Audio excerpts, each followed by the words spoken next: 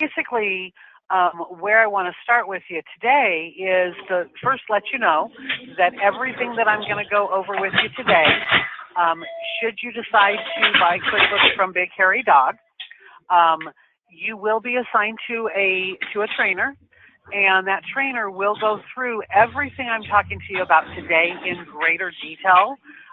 They'll tailor it specifically for your needs rather than just taking it out of the box and plugging it in type of thing.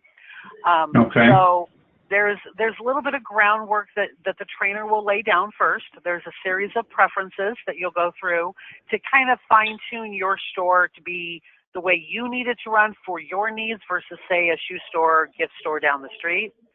They'll also go through some different security settings with you and show you different avenues you can take your security in. But primarily, once you get through all of that groundwork, they're going to work with you on a department list and come up with, just kind of generic. Now, my departments are kind of all over the place, but it could be equipment, it could be paper supplies, it could be, any variety of different departments that you want to set up. I'm going to minimize this real quick, and I'm going to add in one called equipment. Okay. Save that. So let me back up just a hair here. Currently, we run Enterprise. Okay. Okay, QuickBooks Enterprise.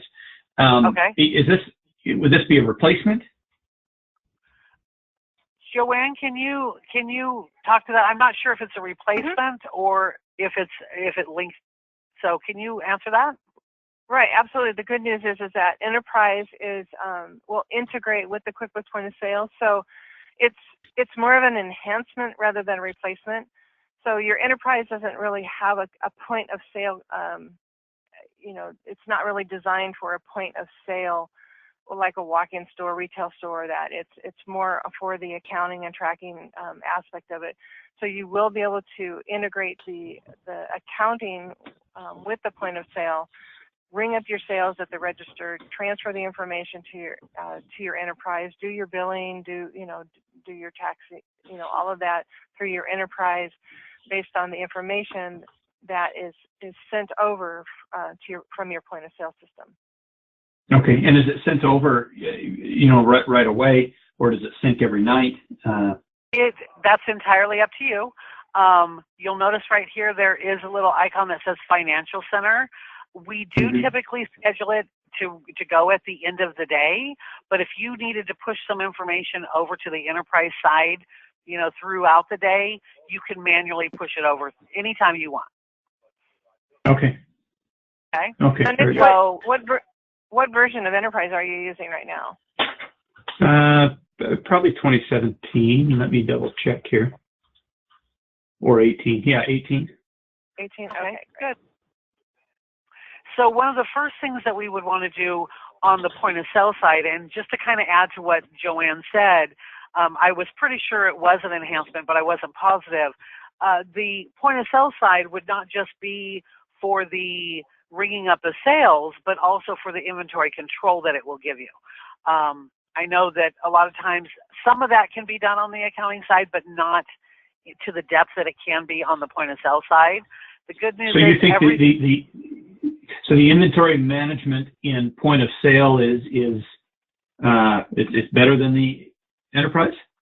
I believe it's a little bit more in depth. You can track when things are coming in, when you're adjusting things out for damage, if you're selling things, how you're selling things, what tender types you're selling it under. So I believe it just delves in just a little bit deeper than the Enterprise does. Okay. So one of the first things that we would start you off on is creating your inventory list. Now, if you have your inventory in the Enterprise, we can pull it out of the Enterprise as long as it's clean. We don't want to take garbage out of Enterprise and put garbage into point of sale. But if describe garbage? Garbage as in inconsistencies. If too many hands entering the inventory over time creates a lot of inconsistencies. Misinformation, we see a lot of misinformation pull over from there. That's what I'm referring to as far as garbage. Things that frustrate you now with your inventory, I would not want to put into the point of sale inventory to continue to frustrate you. I'd want to find a way to fix those. So just do a physical inventory and write off the difference. Right. Okay. Well, yes.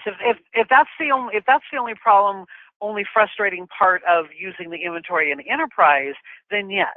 But like I said, a lot of times, probably the most common thing that I see is too many people have done this particular job of entering in the inventory, and even with the best of intentions, you still get just a slight variation in the way that things are entered in from person to person. And a lot of times that can be frustrating, especially when you're trying to look things up and you're trying to look it up by one keyword, but that keyword wasn't used when somebody else entered it in. So those types of things are what we see a lot. Because you have an inventory in your enterprise area, we can get that into a spreadsheet and import that into the QuickBooks point of sale site, which would cut down tremendously on any amount of data entry that you might have to do. Obviously, there may be things that are not in the enterprise side that you want to add into the point of sale side, and it's just simply a matter of you go into the item list, you click on the add button, and you enter in the basic information about the product. So I'm just going to put something in right here. We'll say that this is a piece of equipment. I'll be honest with you, I know nothing about Surveyor's tools. Anything's fine. I understand what you're doing. Yeah. Okay. I'm going to go ahead and put in a price of $100 and a cost of, just keep it nice and simple, $50. If the product does come with a UPC code or a serial number, if you have any equipment that needs to be, the serial number needs to be tracked, I do want to point out over here, there is the ability to use a serial number, to put a serial number in and to use that serial number. So I'm just going to go ahead and use system here.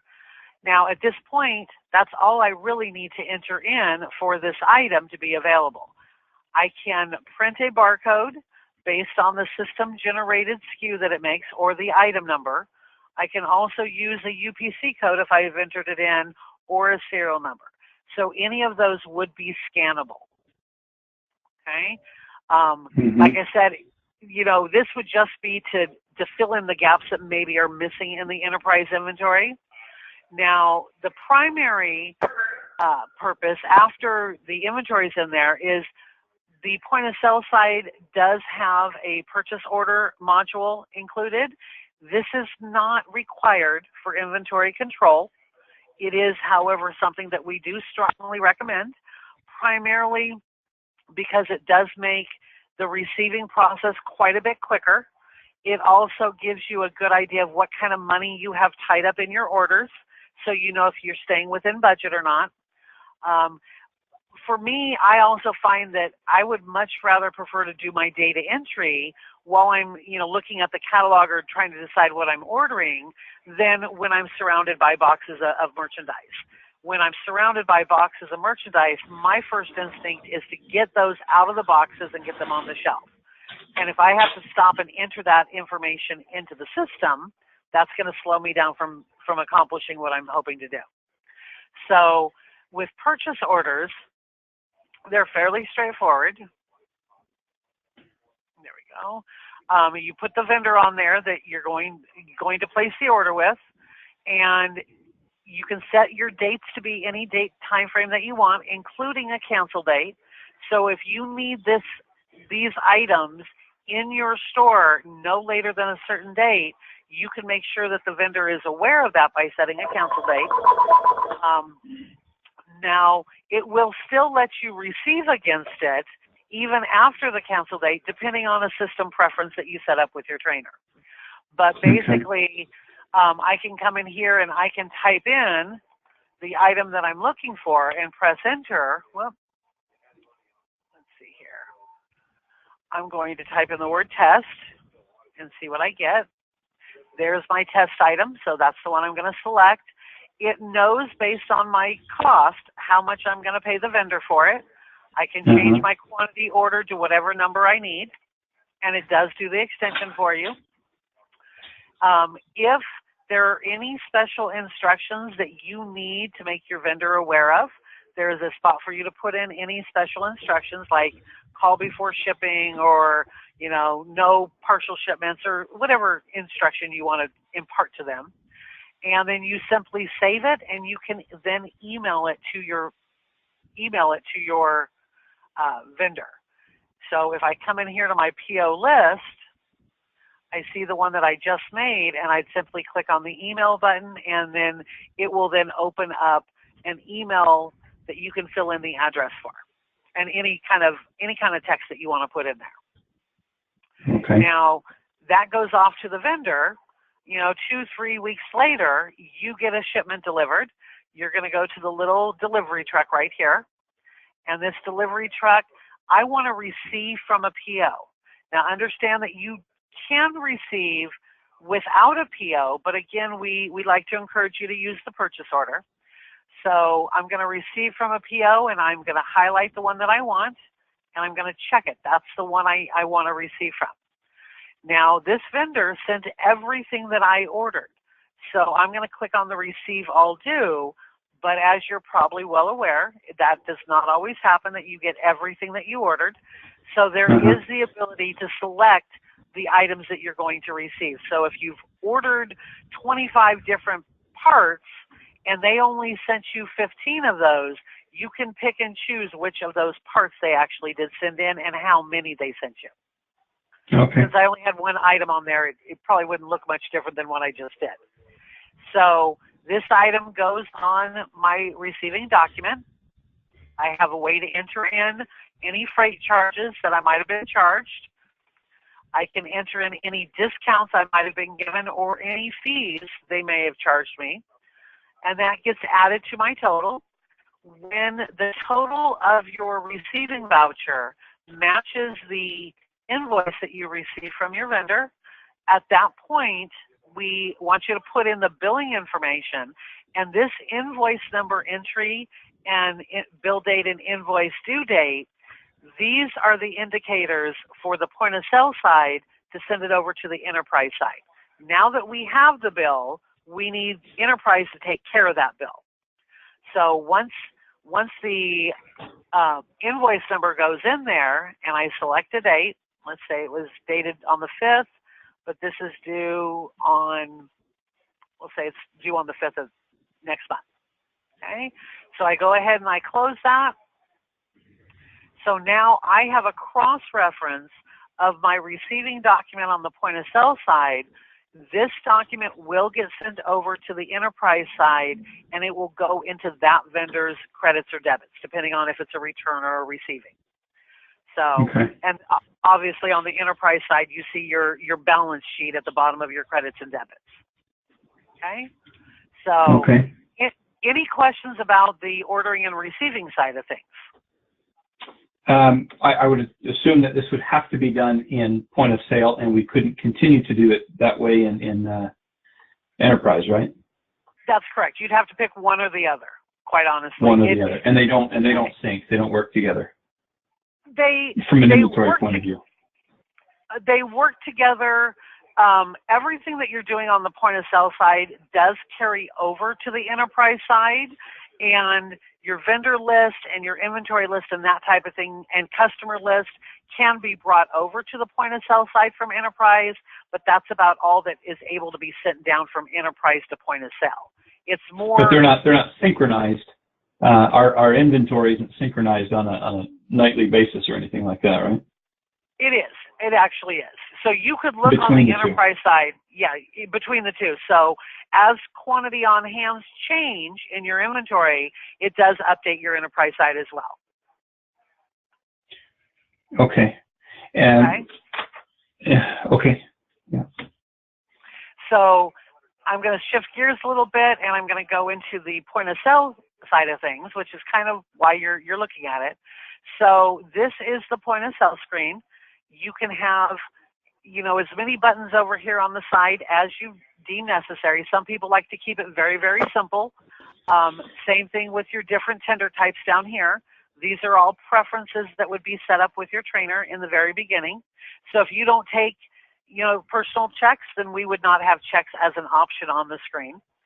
Now you can put the customer's name up here, and if you find them, you just simply choose them. But if I wanted a different person, I can just simply add in a new customer. So okay. if that customer has never been in your shop before, you can add them in right here on the screen.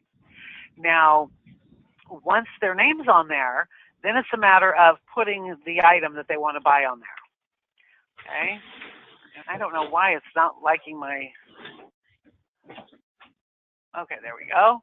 So there is the test item that I put in there. That's what they want to buy, but they're going to buy 2 of those. Okay? So their total with the sales tax that you charge in your county or your state would be added in here. We do have the ability to set up out-of-state tax areas as well as reseller or government tax areas. I would assume that, quite a number of your customers are probably government buyers, so, they generally are exempt from tax. So once everything that they're buying has been scanned, the cashier is then going to determine and find out how they'd like to pay for it. Now you can take up to 3 credit cards per transaction. Not that it happens a great deal, but it can be done. You can take 1 check, as much cash as they want to give you, and and 1 gift certificate or gift card, or multiple gift cards, I'm sorry. You also have the ability to set up charge accounts. So for your regular customers that that they're a good credit risk, you can set them up with an account where they are able to charge their purchases, and then that would be sent over to Enterprise as an accounts receivable, and then an invoice could be generated from the Enterprise side when that bill is due. I'm going to go ahead, I'm going to put the rest of this on another credit card, and now my amount due is 0, and I am completely done with the sale. I can either save only or save and print. Honestly, the only difference between the two, one is going to print out a receipt, one is not. Other than that, they have the same exact effect on your inventory. So I'm just going to save only. Now, if I put that item on there again, let's say I have another customer that comes in, only this customer, I'm going to give this customer a discount because he's buying the floor model. So I can come here to the discount field and say that it was a demo, and I'm going to give him 10% off because it was a demo. Okay? Say the customer sees all of this on their receipt that yes, it was originally $100, but because of it being a floor model, they're getting 10% off. I personally am a really big fan of showing off discounts when you're able to give them, because people like to feel like they're saving money. Now, if I were to do an account, it would tell me that I have to have a customer name on here. So that's the only stipulation with setting up charge accounts, is there has to be a customer attached to the sale so the Enterprise side knows who to send the bill to. So I'm just going to go ahead and say they're going to pay cash. Maybe they gave me $100. I type that in and save it. You'll notice it does show the change down here. When I hit the Save Only button, this is when the cash drawer would pop open, and it also reminds the cashier to give them their change of $235. So once they've made the change and they close the drawer, they're ready to move on to their next transaction. Okay. Any questions about the point of sale? Any unique situations that maybe you guys have there? No, on the discount side, can that be managed and changed? You had 10, 15, 20. Can those be locked out, or? Yeah, they actually. So if I choose this item, these are just the quick discounts. But if I want to give a discount of say 20%, I don't have a 20% button here. I can do 20 right there. Can I put a limit in there to where nothing more than a 10% could go through? You can do that based on the employee. You can't do it based on the item, but you can do it based on the employee. So certain employees have a maximum discount ability of X percent, whereas a manager, you know, has a higher percentage if they need to use it. Okay. You also can set up discounts based on certain customers. So if there are customers that always get a discount on the items they buy, that can also be set up in their customer database. Okay. Okay. So now kind of the whole point of putting all this data into the computer is to get the information back out when the time comes up. So the reporting is really important in here. There's lots of sales reports that you can look at. Probably the most common one is this item summary report, and this will show you every single item specifically with all the item detail that you've sold for whatever time frame that you want to look at. You could say, just show me what we sold today, what we sold this week, whatever time frame you want. It does break it down by department, but if I wanted to, I could break it down by vendor and get subtotals by vendor. So it's entirely up to you. This is just set for a month-to-date time frame, but I can change this time frame to be just today, and then my list gets much shorter. Okay. The other nice thing is I do have, if you go with charge accounts, there is a report that you can compare to your enterprise side to make sure that you're seeing all of the account charges that are going through. So I always like, for people that are linking the accounting side with the point of sale side, I always like to point out this particular report specifically for people doing charge accounts. So you can kind of make sure that everything that should be coming over from the point of sale side is hitting the accounting side, as well as this payment summary report. This works really well with the accounting side to make sure that you are seeing how much was paid in cash, debit, credit, account, your different tender types for the particular day. And if I change it back to the first, you'll see it shows me each day that I had transactions and how those transactions were paid for. Now, for the reports that you like to look at all the time and keep an eye on throughout the day or throughout the week, there is a reports dashboard, and you can put your most favorite reports in this screen. So all you have to do is come over to the dashboard and take a quick glance at how things are looking so far today. Okay. If you want to see the full report, they all have the ability to show you the full report, not just the graphics, but that's entirely up to you if you want to see them that way. Okay. Okay. Now, with the two stores, we would set you up with something called a store exchange. Understand that one store would be what we would call the headquarters store. Usually it's the corporate office or wherever the accounting people work and that type of thing. It's whoever needs to enter the inventory. That's really where the headquarters needs to be located, because only the headquarters location is able to add new inventory items. The remote location does not have that ability. And so store exchange is something that we generally, it gets sent over at night on the end of day report. You can, if I was set up for multiple stores, I would have an option here to do the store exchange, but we do also schedule it to run after you're closed. We generally schedule it either in the early morning hours or late evening, depending on what your store hours are. But both store exchange and the financial center are both things that we schedule to run automatically.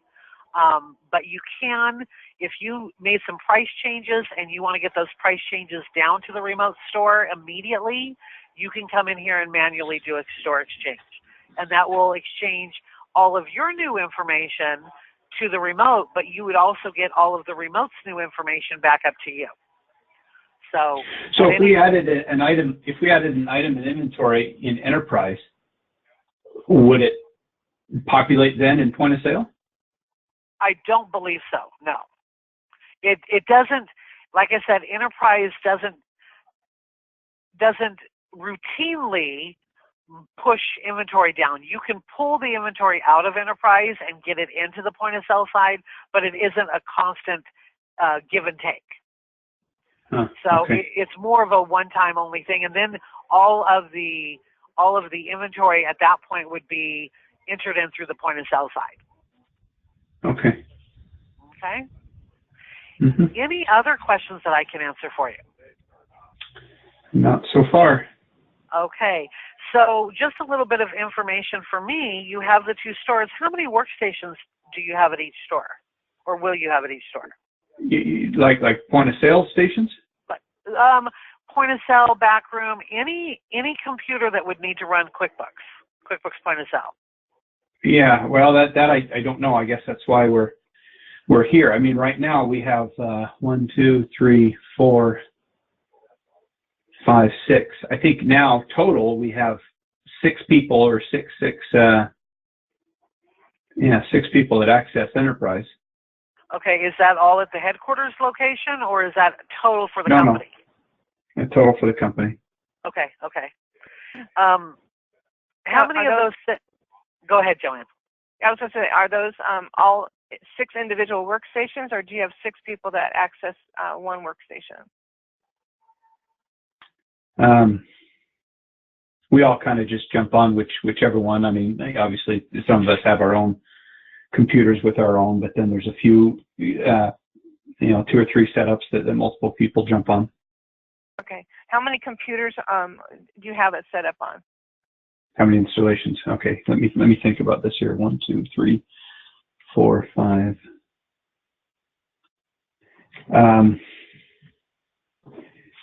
I would say 7 to 9. 7 to 9. Up to 9. Yeah. And are those all workstations you would need the point of sale on? No.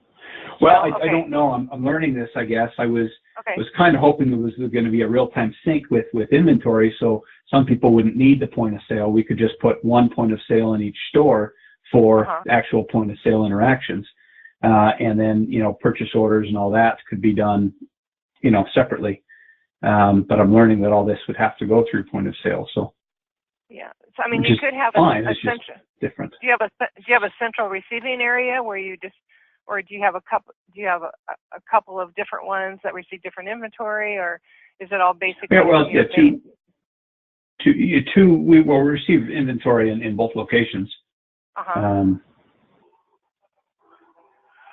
So at a bare minimum, we would need one point of sale and one receiving computer at each location, correct? Yeah. Okay. So we're looking at probably 4 installations, one for the, 2 at each location is what I'm thinking. I think we're going to need a whole lot more than that, though.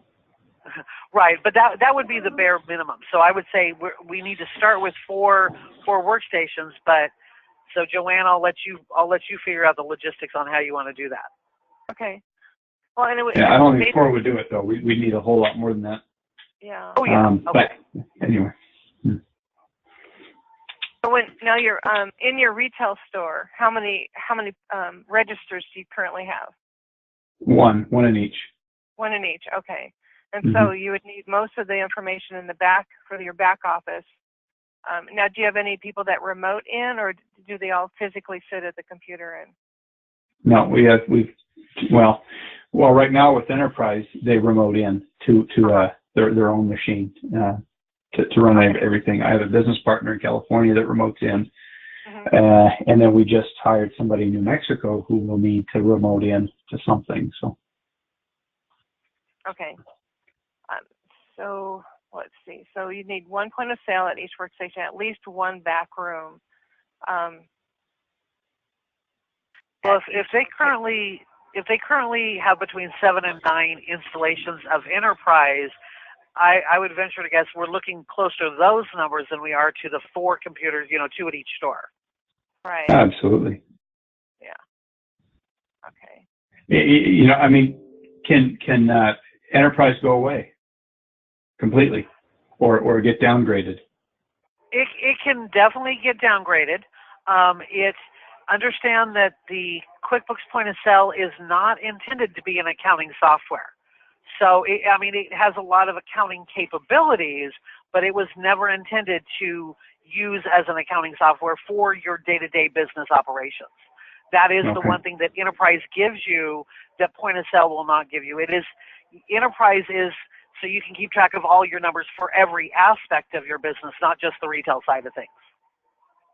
So, because honestly, what I've seen so far is a much cleaner look, but as it relates to functionality, I haven't seen anything really different than Enterprise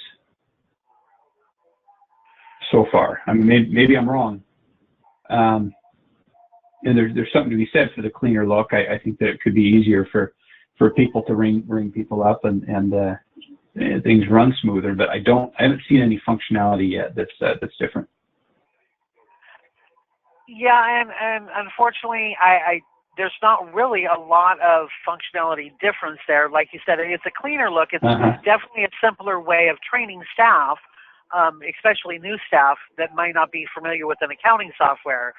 But that's right. I would be happy to delve into it a little deeper and see if I can find out what the exact differences are, and I could email you over those differences. I just don't know those off the top of my head right now. Yeah, sure. Yeah. So what is a good email for us to contact you at? Nick, N-I-C-K, at surveyorsource.com. And Nick, we have in addition to Tanya, we have someone on staff who is he's kind of our a QuickBooks accounting guru, and knows Enterprise inside out and upside down. And so that would be, a good opportunity for us to work with him and to get that answers, because he works with our point of sale customers. He's also another trainer that works with our point of sale customers as well. So great. He can actually fine tune that question a little bit for you too. He's actually one of the first resources I was going to go to find out some of the differences. So. Okay. Yes, because Intuit. I like it. Okay, I like this interface a whole lot more, and it has a lot of value to me. It's just when we're talking about two seats versus 8 or 9 seats. I mean that's what's throwing me off here, because our whole company would now be using Point of Sale instead of Enterprise, and Enterprise would just be the accounting portion, and really there wouldn't be a whole lot of detail in the accounting portion, right? I mean, the individual sales items and things wouldn't show up in those reports. That's except for charge accounts. No, that's correct. Charge accounts would come over exactly as you see them in the point of sale side. What items were sold, the total amount. Now you would get a total dollar amount of your sales and what effect those receipts had on your inventory, but you wouldn't see the specific item detail, except for those charge accounts. Yeah. Okay. So looks like I have a little bit of homework, but I will find out for you, and I will send over some of those differences to you at some point today. I just need to investigate just a little bit more. Yeah, sure. Okay. Nick, on the Enterprise, so one of my thoughts too so you're on a subscription, a yearly subscription, is that correct? That's right. Yeah. Okay, and you're looking at probably about $1,200 to $1,400 a year or something like that for your subscription.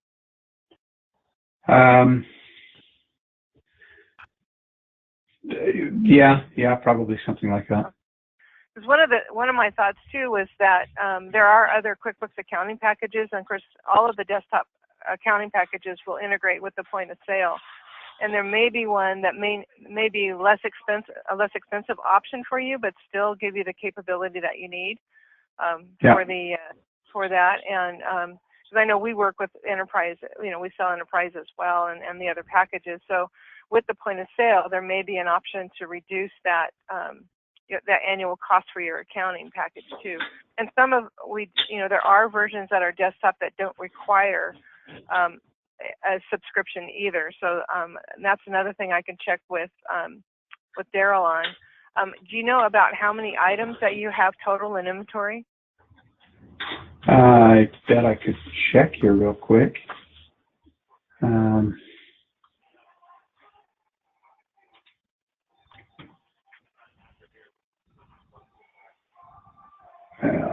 Let me look here. Inventory.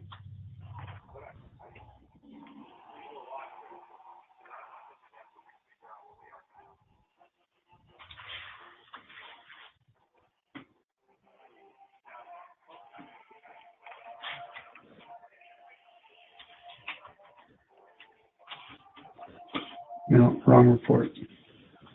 I don't know. I mean, there's thousands. We're probably not tens of thousands, but thousands for sure. Okay. Okay. All right. Okay. Well, that's definitely something that I will cross-check with our guru Daryl as well on, you know, if maybe downgrading the enterprise, because I know enterprise is like the top of the line for the accounting packages. And yeah, well, we had to go enterprise to get the inventory functions, inventory, and there was a few other things I don't quite remember, but yeah, it was the one we needed for multiple sites, inventory locations, and things like that. Mm-hmm. And I think number of users is another criteria. But if you have 6 to 8 users for enterprise, there are definitely some other options there too. So we'll definitely cross-check with Daryl on that as well. And yeah, we currently have 7 user licenses for enterprise. 7, okay. But we're fighting for them. And I know that, you know, there are, if you have people that are remoting in, as you know, you can have more users as long as they're not concurrent. So if everybody has to be on enterprise at the same time, then that's a problem. But if you have, you know, you've got 8 or 7 users, but you've got 4 people that are, you know, working the counters and, you know, not using the enterprise, then you know, you can have other users share the licenses as well. Well, sure, that's right. They have to log off though, and that's the problem. Right. You turn it on, you log in, and nobody logs off. Right. And I don't either, because if you log off, you're going to lose your seat. Right. Anyway. Move your feet, lose your seat. Yeah. Mm-hmm. Okay. Okay. So the main thing that people would need, you know, your users would need, would be an accurate view of what your inventory is. So your people that are doing backroom, they're not necessarily selling the items, but they're, what are they? Are they so on your back office people? So you have your retail. You have your retail register. So you have one at each store. Well, if we want to break it down, let's start with the Phoenix store. Okay. In the back room, we have one installation where there's just receiving going on. Okay. Okay. Then there's up front where it's an actual point of sale. Okay. Then we have the service center where he goes in and he creates estimates. And then we've got another installation up front where purchasing is going on and accounts receivable is going on.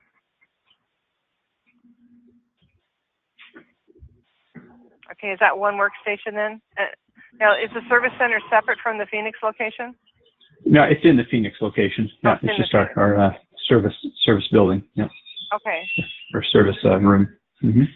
So that's 1, 2, 3, 4, plus me, and I'm, you know, I help out everywhere. I need full access. So that would be 5 in Arizona. Okay. Now in Tucson, different story. One installation, we could handle everything. Okay. Okay. And then I have a partner in California. Now he doesn't interact with customers, but he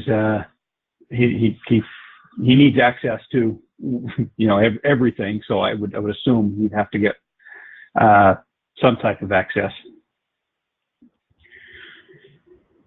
And then in New Mexico, we had just hired a guy that no storefront yet, but it would be very helpful for him to be able to see inventory levels and pricing. Okay. So I just took a moment while you two were discussing different workstations and setups and that type of thing. Daryl happens to be about 20 feet away from me, so I just went over to talk to him real quick about the differences between enterprise and point of sale.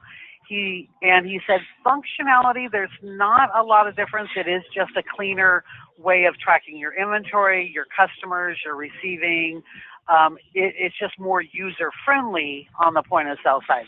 But functionality-wise, they both can do, the inventory. They both can ring up a sale. They both can receive, but it's a lot cleaner and easier to report on out of the point of sale side. Okay, fair enough. Are there different levels of point of sale? There is basic, there's also pro, but for you, because of the multi-store, you would need to go with the pro. Okay.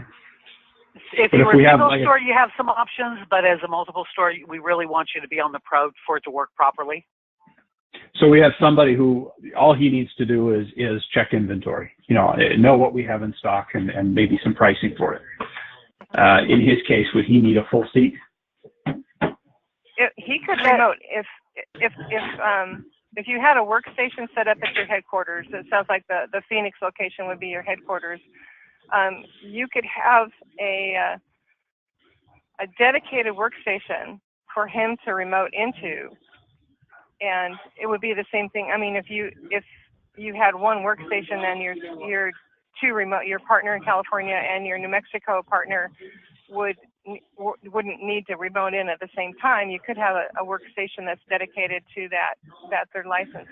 I have a customer that has 7 stores, and their location, their headquarters location, actually has 2 workstations in it that nobody actually sits at, and they have 2 different they have different sales reps that will log in to 1 or 2 of those 2 stations. So you could have workstations depending on the need. You could have 2 workstations set up at your headquarters in Phoenix that are dedicated, one to your California partner and one to your New Mexico partner, or they could share one depending on if they didn't need to be on it at the same time.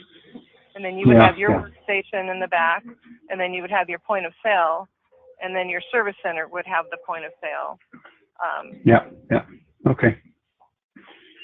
So that, depending on what the how many people need to be on that backroom computer at the same time, you could have 2 workstations in the back, or you could have 3 workstations in the back. If all 3 of you needed to be on at the same time, then you'd want the 3 licenses. Okay. And this is is it a web interface, or is this a program that gets installed on a machine? This is a desktop you actually own. Yeah, you own the application. It's not floating around there up in the cloud. If you don't have internet, you can still ring up sales. You own all of your information. The same thing with enterprise. You own all that information. So there's, as far as security, for your business, for your customer's business, it's much more secure than a cloud-based situation. Yeah, no, for sure. Okay. All right. Anything else that we can clear up for you or answer for you? Not at the moment. I'm sure there will be. Again, I'm coming out of this a lot differently than going in. Just understanding that it is a more complete package than I expected. Well, good. Well, could be good. We will most definitely send you over. Joanne will take care of sending you over a quote so you can actually put a dollar figure with it as well. And any questions that you have, just shoot them back our direction, and we are more than happy to clarify anything for you that you need clarified. Okay, and do I have your contact information? Yeah, and I believe I sent you, let's see, I did send you a quote, but I'm definitely going to revise that. Let's see. Okay, that came from you. Yeah, very good. Yeah, I sent it to you via DocuSign, but one quick question for you too. Now, with the enterprise, do you process your credit cards through Intuit? Are you are you using Intuit? You do. Okay, great. So you do have a merchant ID. Now, do you just have one merchant ID number for the enterprise, or do they give you multiple ones for the multiple users? Am I going to get in trouble? No. I think we have one merchant ID that we share between the two stores. Okay, and the reason I ask that is because with multi-store, you will get a merchant ID number for each location, and there are, and a couple things that, because Big Hairy Dog is one of the largest QuickBooks distributors basically in the world, we work closely with our Intuit Merchant Services team. We don't handle the credit card part of it, but what we do is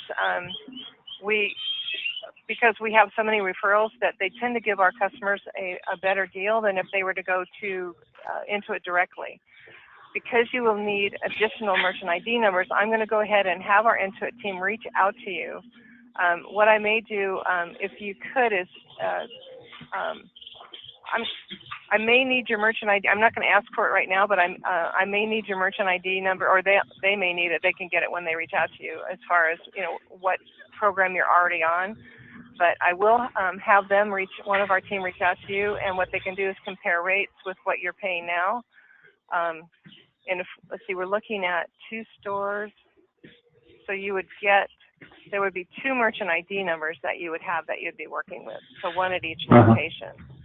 And then if you end up opening a third location in New Mexico, then that would be a third MID. So you should be hearing from one of our team over there, and I'll let them know that you do currently have an account. So and maybe we can save you a little bit of money on that credit card account as well. Sure, great. Okay. You talked about different users having different permissions. Is it a log in, log off kind of a thing? Yes. So right here in the security, now these are the 4 main security groups that Point of Sale set you up with initially. You are not locked into using these particular ones. You can make up your own if you choose. But basically, one of the things that you would go through with your trainer is each and every one of these preferences. Do I want to allow my cashiers, I don't want them to have access to the company preferences. I don't want them to be able to go in and set up hardware. So you go through this, line by line with your trainer, and we figure out what you want people to do and not do, and it's all based on group, very much like Windows Security. Got it. Okay. And we can, like I said, we can add more groups as well. I haven't found a limit on what, I'm sure there is a limit on how many groups you can have. I just haven't found one yet. Oh, sure. Yeah. No, that's fine. Yeah, I have one customer that literally she has a group she only has 7 employees, but she has a group set up specifically for each employee because everybody kind of does something different in her store, and she wants to kind of keep it that way. So. Yeah, absolutely. And does it automatically log off if you walk away? You can set it up to do that, yes. Okay. All right. Okay, then. Well, Nick, I want to thank you for taking time out of your day to go over this with us, and you will be hearing from us shortly. So. All right. Thank you. No problem. You have a great afternoon. Yeah, you too. Thank you, Nick. Bye-bye. Thanks. Bye.